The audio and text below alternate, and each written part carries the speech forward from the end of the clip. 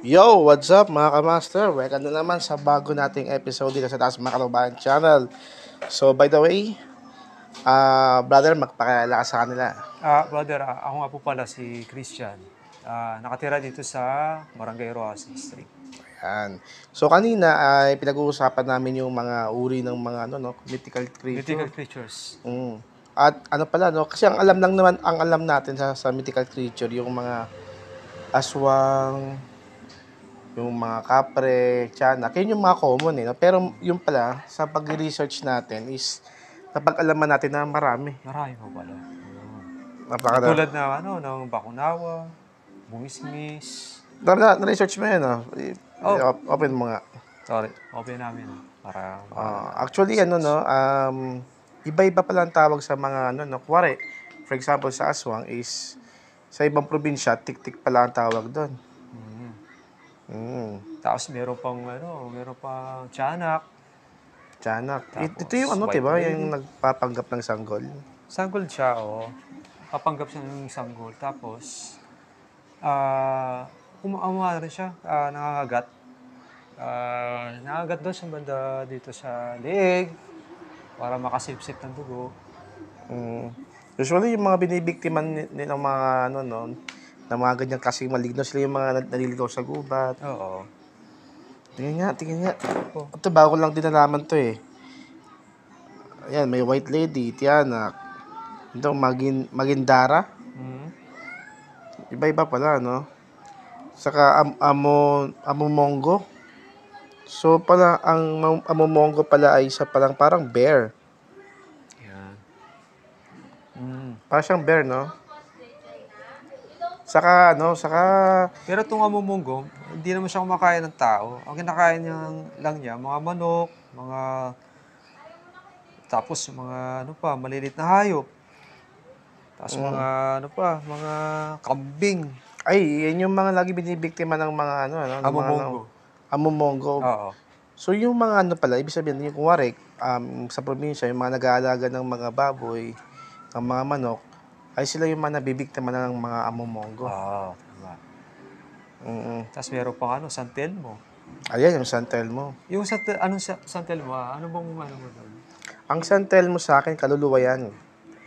Kaluluwa ng mga namatay sa gitna ng trahedya. Pero mga yung pangit yung pagkamatay nila. Ang magandang example dyan yung mga nasa gera, yung mga sundalo na nakipaglaban.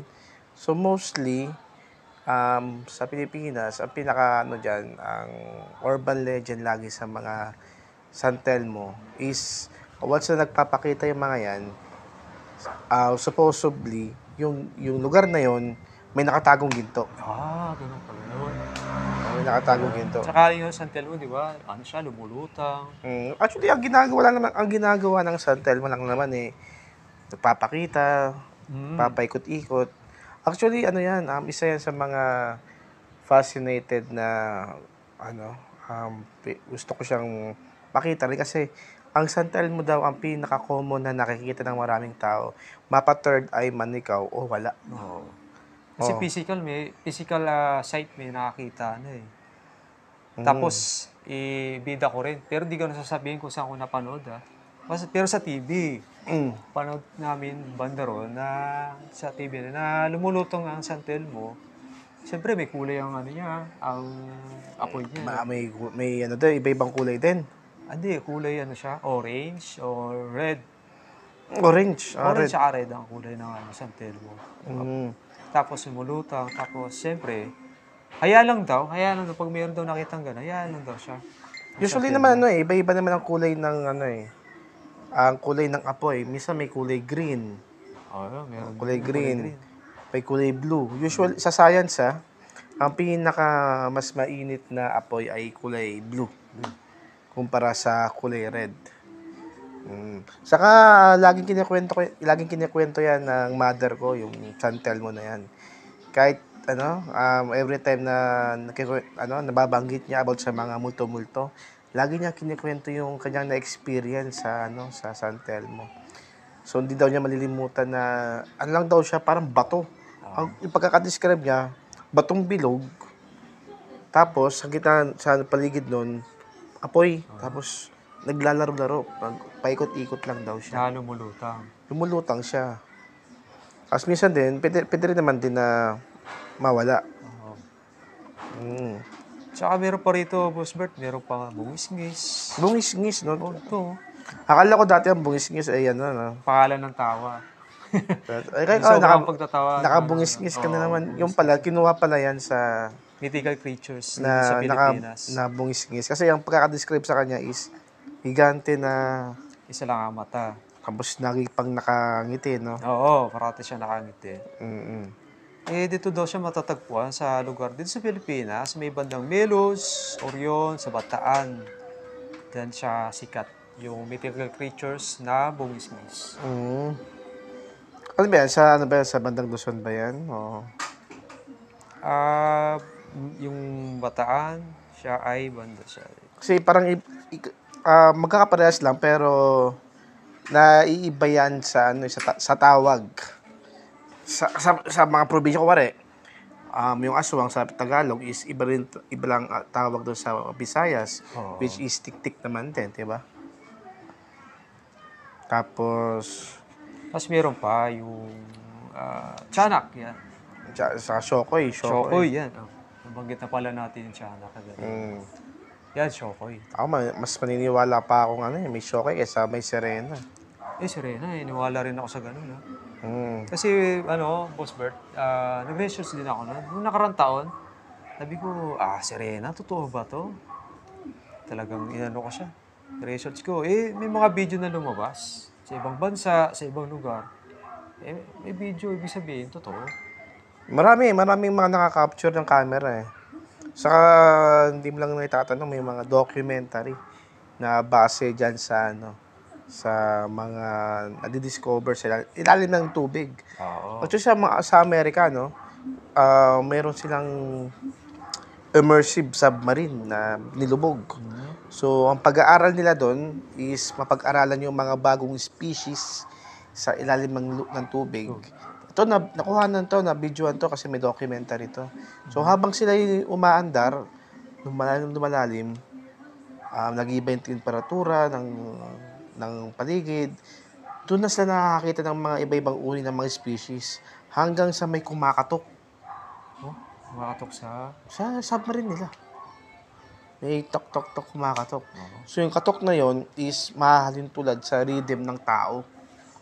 So sa nagtaka sila, sa ganung klaseng lalim, may nabubuhay pa na So, meron palang aparato humanoid ang, na meron palang aparato na sa submarine na nakaka-detect ng tunog. oo. Kasi mismong sinabi mo, mismong katok ng sirena dun sa submarine, narinig mo na. Hanggang sa na-videoan nila na may gumanon sa kamay. Sa bintana ng submarine may gumanon. Tiga, parang naalala ko na yan. Napanood ko na rin yan. May gumanon, di So ba? may malaking glass, di ba, ng submarine. Pero yung submarine, maliit lang. May gumanon na kamay ng tao. Pero yung kamay niya may Parang meron siyang palikpik. dito sa gitna. Sabi, Abis lang ng yun. daliri. Gumanon lang. Pero nakita yung video yung mukha. Yung mukha ng sirena. Nakita din. Oo. Sa usually yung mga sirena, hindi siya yung tulad sa alam mo yung sa Disney, yung mga Disney, princess, Mermaid? The Mermaid, Oo. hindi ganun yung tsura nila eh. Hindi ba siya ganun katulad na maganda? Hindi, mga sila, mga mukhang sila. Mga zombie, mukhang mukhang... Mga zombie, sabihin mo, mukhang zombie, maraming sugat sa mukha, maraming mga sugat sa parang katawan. nakakatakot kumbaga. Mhm. Parang hindi sila friendly na nakakatakot. Marami pang nadidiscover yan So, balik tayo, Boss Bert, yung sa sinabing bungis-ngis, sabi mo, sa babanda yung Bataan. Ang Bataan ay matatagpuan sa Luzon. Sa Luzon. Doon sa lugar ng Bataan, doon na makikita yung creature na bungis-ngis. O siguro, diba? Kumbaga kung sa Roman mythology, ang bungis-ngis ay sila yung tatawag na Cyclops. Kasi yung bungis-ngis, isa lang ang mata nun eh. Yung Cyclops yan, narinig ko na rin yan. Tama, sa Greek mythology. Sila yung mga, pero higante din. Mahigante yung mga yun. Baka din yung Cyclops. baka Cyclops sila, pero ang tawag sa Pilipinas ay bungis-ngis. Yes. Yan guys sa mga taga Bataan. ipaliwanag nyo sa amin kung tama ba yung pagkakadescribe namin kasi actually ang alam ko lang naman din sa mga bungis-ngis is yung mga akala ko nga dati maliit lang siya na parang tiyanak na bungis-ngis pala higante Kasi pala. pag narinig mo salitang bungisis, ibig sabihin, tawag doon sa tao Taong na malakas na, tapos malakas tumawa. O kaya nakangiti na naman, nakabungis-ngis ka na naman, parang gano'n. Oo. Di ba? Isa dyan yung ang ano ko dyan, yung Ito meron pa, Boss Bert, Berberoka. berberoka. Isa siya, mythical creatures dito sa Pilipinas. Mm. Sa tubig naman din to. Hmm? Ano siya, tubig. Pag sa Tama. tubig siya. Who lives in fresh water. Tapos sa baba to. Berberoka, parang naririnig ko lagi sa mga energy drink. Boss Bert, ngayon ko lang ito narinig si Berberoka. Energy drink, Beroka. Beroka. Yung, baka naman doon nagaling yun, yung mga... Kasi, di ba, Beroka, nakakadagdag ng enerhiya yun eh. Hmm. Tapos ito naman, si Berberoka na mythical creatures dito sa Pilipinas, nasabi mo kagaya, nakatira sa tubig. Oo, siguro doon ata siya kumukuha ng lakas sa tubig eh. Hmm. Kung di ako nagkakamali, may mga may mga uri ng mga mythical... Sitan po kayo dito. Sige pa dito po. Si nanay, dumaan sa likod ng camera. Mukhang magpapalaundry yata siya, si nanay.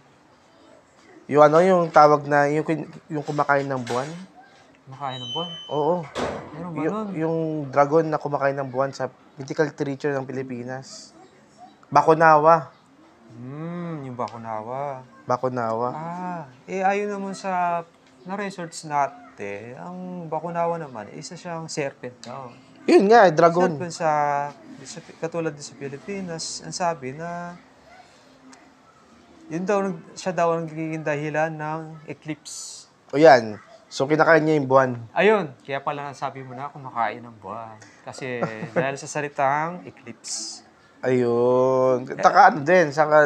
Yan din ang explanation ng mga ninuno natin kung bakit iba-ibang hugis ng buwan. Dahil sa Bakunawa. Oo. Naniniwala sila na pag naubos ng Bakunawa yung buwan, mayroon na namang lalabas na panibagong buwan at kakain na naman ng Bakunawa yan.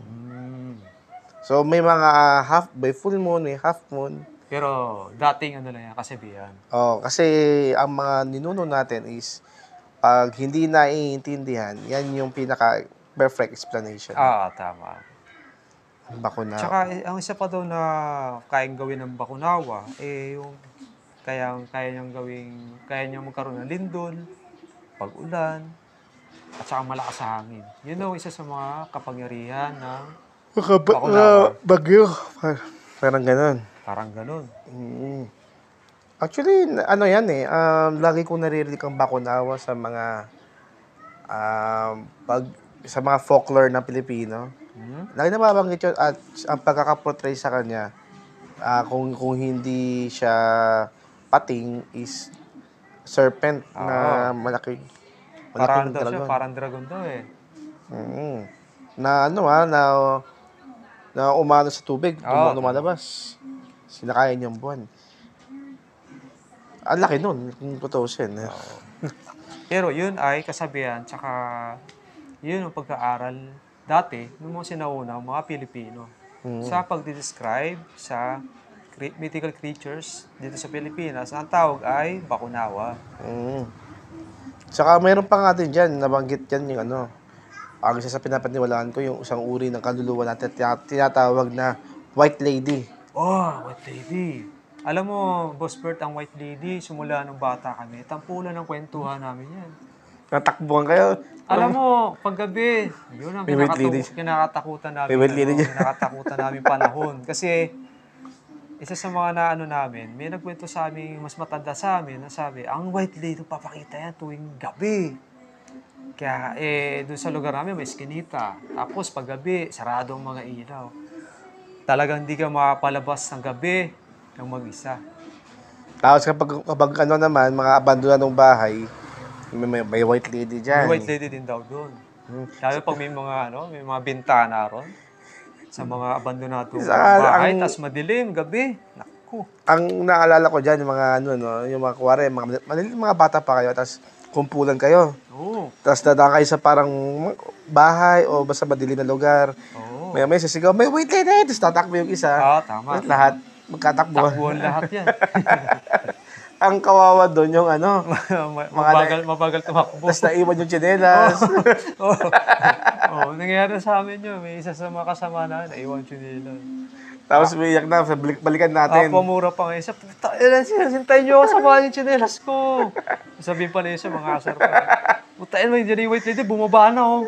Palabas na na pinto, nakabuling ka na nun. Dali, chinelas. Dali, kunin, dali. Balikan mo. Tapos nagkapasama pa, balikan. Oo. Balikan niyo. Nangyari na rin sa amin yan nung bata pa kami. Alam mo, na-experience din namin, isa sa mga experience yung nangaroling kami. Ano lang kami? 2 lang kami. Napunta kami banda ron. Dito lang kami nangaroling sa Barangay Rojas Street din. Napunta kami dun sa may bandang Dahlia, Azucena, bababa dun. Lakas loob na kami bumaba dun. Kasi sa Azucena ng kalsada, pababa. No choice kami kasi gusto rin namin mag-apera galing sa pangangaroling. Kaya yun, lakas loob kami dumaan dun. Pero di na kami nag-ano dun. Nangaroling kasi nung sinubukan namin mangaroling isang beses, talaga ramdam mo yung presensya ng lugar na nakakatakot talaga. Anong street yan, Dahlia? Sa may Azucena Street. Sa may pababa. Ay, yung parang wala nang dumadang sa sasakyan. Kunti lang dumadaan ng sasakyan doon. Konti lang. So, nung kabataan nyo pa, mas lalo pang... Nakakatakot doon dati. Tsaka wala kasing doon, street light dati, nung bata kami.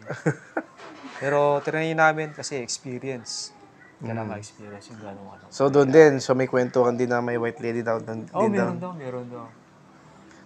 Saka yung kung tatanungin yung mga street ang pinaka-notorious dyan, yung Balete Drive. Yeah, Balete Drive, tama. Kasama rin sa kwentuhan din namin dati, Balete Drive. Kasi meron din matanda nagsabi sa amin. Tsaka nag-open up na, alam niyo ba doon sa Balete Drive? Daming mga white lady. Sabi namin, bakit po maraming white lady ron? Alam niyo ba? Kasi maraming pinapatay na doon na babae. Doon tinatapon. Tapos po, siyempre, pagpatay, lalabas ang kaluluwa doon sa katawan ng patay na katawan ng babae. Yung pala, paglabas ng kaluluwa, hindi alam ng kaluluwa na patay na pala yung katawan. Pero yung espiritu niya, buhay pa. Kaya, pabalik-balik lang lalakad doon ang white lady. Doon sa street ng Balete Drive. Actually, yan ang tampulan ng balita sa TV dati. Tama. Tama. Yung sa Ginig, saka yung Magandang Gabi. Magandang Gabi. Tangin na, laging laman yan, yung Balete Drive na yan. Notorious kung sa notorious. Pero, dito sa Rojas District, Quezon City, sa barangay namin is, malapit na pala dito ang Balete Drive. Malapit na. Kung dito ka duman sa sa may pinakadulo, sa may Escotchotoco, tapos daan ka na tulay, sa may Himadi Bridge, Himadi Street, tapos labas nun, labas nun ay Tomas Morato, Rodriguez. Pagdating mo Rodriguez, dire-diretso na yun. Yun. Mga ilang kanto lang, Balete Drive na. Actually, sa mga nakakapanood dito, sa mga dating mga vlog ko, nabisita na namin yan. Pero ito to be honest, sa panahon ngayon, marami ng mga establishment na nakatayo doon. Parang parang alam mo na parang hindi na siya na yung tipong creepy. Hindi na siya nakakatakot. Siguro sanay na rin yung mga tao doon na gano'n. Siguro iba din ang panahon dati kasi yung panahon siguro dati ay talagang mapuno dati. Mapuno. Kasi maraming nga puno ng Balete Drive doon eh. Tsaka yung espiritu ng babaeng namatay doon na pupunta sa puno ng Balete Drive. Tapos yung ibang espiritu ng babae, pabalik-balik doon sa kalsada ng Balete Drive Street. Hindi kaya naisip ko, 'di ba maraming version ng nung kwento doon, yung kwento ng white lady doon, 'di ba? Maraming version. Paano kaya kung yung pala marami palang hindi lang pala isa ang pinatay doon kundi marami. Marami daw eh. Marami. Oo, marami daw namatay doon na. Ang dami pinatay ng babae. Masakit sabihin na ang isa sa mga ginagawa kasi doon ng mga tao na pumapatay ng babae doon sa street ng, ng Balete Drive. Nire-rape, tapos pinapatay. Masaklap ang pagkamatay. So, masakit sa damdamin ng babae. Kaya yung kaluluwa, yun, nasasama yung yung emosyon na bakit ako ni-rape, bakit ako pinatay, sino pumatay sa akin, Saka hanapin ko. ang matindi pa doon, Kaya ng multo ng Balete Drive. Kaya palakad-lakad sila dun sa street ng Balete Drive eh. marami sila. Marami yun. Marami sila ron na mga multo na white Ang lady. mahirap doon, kung dumaan ka doon, tapos yung isa doon sumama. Susundan ka nun. Kasi alam mo, isa sa mga ugali ng mga multo, white lady, susundan ka hanggang makarating sa bahay mo. Tapos doon na siya maninirahan. Pag nagustuhan niya yung lugar, may chance na doon siya manirahan sa bahay mo. So, isa sa mga ugali ng mga multo, guguluhin ka. Kasi emotional yung mga yan mga multo eh. Mga papansin. Kasi, siyempre, patay na sila. Hindi nila alam na yung katawan nila patay na, tapos yung spirito nila buhay pa. Nagtataka sila, hawak sila ng bagay, tumatagos lang. Sa tindi na concentration minsan ng mga multo, napapagalaw nila yung mga bagay-bagay. Kaya yun ang isa sa mga ugali ng mga multo o kaya white lady. Kapag sinabing white lady, no, ewan ko, parang, alam mo yun, na may kulay pa, may brown, may black, may red lady. Yan, tama, tama. May mga ganong kulay dati na. May mga kulay pa no? Oo. Pero sabi daw nila, yung black lady ang pinakamasama. Tama yan. Black lady. Yun daw dati pinakamasama talaga. Yung daw ang mas nakakatakot sa puti. Oo. Dahil may black Kasi lady. yung black lady, nananakit na raw eh. Nakakatakot na talaga. Talagang magdadabog. Magtataka kasi siyempre yung gamit. Biglang malalaglag. Mananakit. Yung pala, nagwawala na pala. Kasi parang ang black lady, hindi niya tanggap, napatay na siya. Hindi niya tanggap na gano'n na nangyari sa kanya. Kaya ang black lady, nakakatakot. Saka marami akong dyan, hindi pa ako nakakita ng white lady o anumang kulay ng lady. Pero marami akong memories dyan kasama yung mga kalaro ko. Yung mga, alam mo yung, pag nagkikwentuhan kayo, parang feel nyo na parang, takot kayo, no? Pag sa gabi, kumpulan, tapos usapan ng, doon may white lady doon. Iba yung presence natin ng ng mga bata natin na, pero ngayon kasi parang wala nang ganun. O siguro may ganun pa rin, pero namulat sila na talagang hindi sila naniniwala na may mga ganun pong mga bagay, no? Pero tayo nung kabataan natin, no? Tangkulan ng kwento talaga ang mga white lady, black lady, red lady. Ayun. Saka to pala guys, no? Comment na kayo sa baba kung ano pa yung mga naalala nyo mga memories about sa white lady. Hindi lang basta nakita nyo, kundi kasama nyo yung mga kalaro nyo. Mga kalaro nyo nung bata pa kayo. Ayan, partner, na tayo, 23 minutes na tayo. Oo. Matagal din na usapan din. Marami pa tayong episode kasi first episode pa lang to ng mga podcast natin sa Dasma Kalubayan. So, siguro dito mo natin puputulin at siguro yung next natin dito yung mga iba pang mga dinabanggit. Yung tulad ng yung mga kapre, kritikbalang. Sa Pilipinas. Kaya nag-research ka rin talaga ng mga ganyan, ha? Oo naman. Ganda yan. So, by the way, kami nagpapaalam na muna at marami pa tayong mga episode na gagawin. So, meron pa kaming hinihintay na kaibigan. Siguro mamaya may episode na rin yun. Boss James, so pag-uusapan naman natin dun yung mga hiwaga ng mga agimat. So, tsaka anting-anting. doon tayo makakapagtanong sa kanya ng mga, ano ba ang tamang paggamit ko? Ano ba yung mga ganung mga bagay, diba? So, yun mga kamaster. By the way, sa mga di pa nakapag-subscribe, subscribe na. At sa mga di pa nakapag-comment lang kayo dyan para yung mga iba mga topic yung pag-usapan natin. So, by the way, ako si Word Portea. And I'm Christian. At see you sa mga next na mga video. Ayun, bye-bye!